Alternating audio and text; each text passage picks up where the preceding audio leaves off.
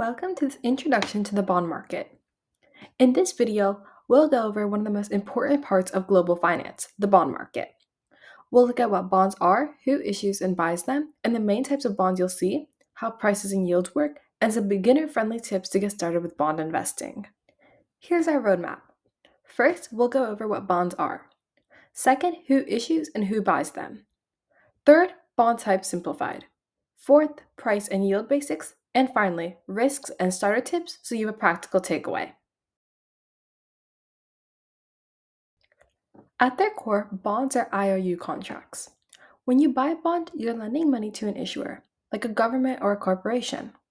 In return, the issuer promises two things.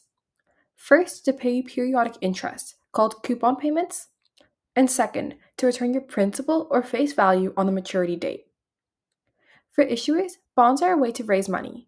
For investors, they provide a relatively stable income and help diversify a portfolio. Every bond has a few key building blocks. First, the face value, which is the amount that will be repaid at maturity and the base used to calculate interest. Second, the coupon rate, which is a percentage of the face value you'll receive as interest each year. This can be fixed or floating. And third, the maturity date, which is the date when your principal is scheduled to be paid back. Bonds can be short-term, medium-term, or long-term, and that maturity choice affects both the risk and the return. So who actually issues these bonds? Governments issue bonds to fund public projects or manage budget deficits. These are often seen as low risk because they're backed by the government's ability to tax. Municipalities, like states or cities, issue municipal bonds to finance infrastructure such as schools, roads, or water systems, often with tax advantages. Corporations issue corporate bonds to raise money for expansion, acquisitions, or general business needs, with risk depending on the company's financial health. Supranationals, like the World Bank, issue bonds to fund international development projects, backed by multiple countries. On the other side of the market, who buys bonds? Institutional investors such as pension funds and insurance companies use bonds to match their long-term liabilities and secure steady cash flows. They typically hold large diversified bond portfolios and think in decades, not days. Individual investors buy bonds for capital preservation and income generation. They might choose safer government bonds or higher yield corporate bonds, depending on their risk tolerance and goals. Understanding which type of investor you are helps decide what part of the bond market makes the most sense for you. Now, let's simplify bond types. Government bonds, like treasuries, are usually considered low risk. They tend to offer lower yields, but they provide stability and higher liquidity. Corporate bonds pay higher yields to compensate for greater credit risk, the chance that the company might struggle to repay. The difference in yield between corporate bonds and government bonds is called the spread, and it reflects the extra risk investors demand for holding corporate debt. There are also several special bond structures that are useful to know. First is zero coupon bonds. These don't pay regular interest.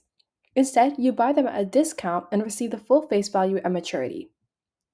Next, municipal bonds. These often provide tax advantage or tax-free income, which can be attractive if you're in a higher tax bracket. Third is inflation-linked bonds. These adjust the principal for inflation, helping protect your purchasing power over time. And finally, there are green bonds. These specifically fund environmentally friendly or sustainable projects, appealing to investors who care about impact as well as returns. A core concept in bond investing is the inverse relationship between price and yield. When market interest rates rise, existing bond prices fall, because new bonds are issued with higher coupons and investors demand a discount on older ones. When rates fall, existing bond prices tend to rise.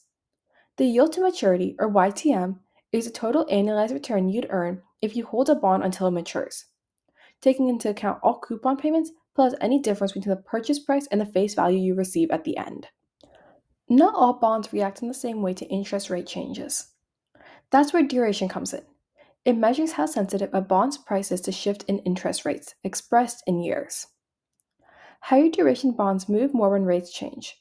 They're more volatile but can offer higher potential gains if rates fall. Lower duration bonds are less sensitive and more stable, but typically provide lower yields. Keeping an eye on duration helps you align your bond portfolio with your interest rate outlook and your risk tolerance. Even though bonds are often seen as safer than stocks, they still carry risks. First, there's credit risk, which is the chance that the issuer cannot meet its interest or principal payments. This is where credit ratings from agencies come into play. There's also market risk, which is the risk that bond prices fall because interest rates rise or market conditions change. You can mitigate these risks by diversifying across different issuers and sectors, favoring shorter maturities if you're cautious, and monitoring rating changes over time. If you're just starting out with bonds, here are some practical steps. First, you should open an account with a brokerage or a government platform that gives you access to bonds and bond funds. Second, you should consider starting with treasury bills or bond ETFs, which provide instant diversification and good liquidity with relatively low risk. Third, you should build a bond ladder. That means buying bonds with staggered maturities so they don't all come due at once. This spreads out reinvestment risk and gives you periodic cash flows. And finally, you should regularly monitor your portfolio's duration to make sure its interest rate sensitivity still matches your goals and comfort level. So, to wrap up, bonds are essentially IOU contracts that fund governments, companies, and global projects, while providing investors with income and diversification. Understanding key ideas like face value, coupon rate, maturity, price yield dynamics, and duration gives you a solid foundation of how to navigate the bond market with confidence.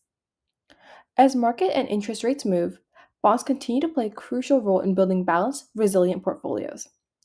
Thank you for watching this video and welcome to the world of fixed income investing.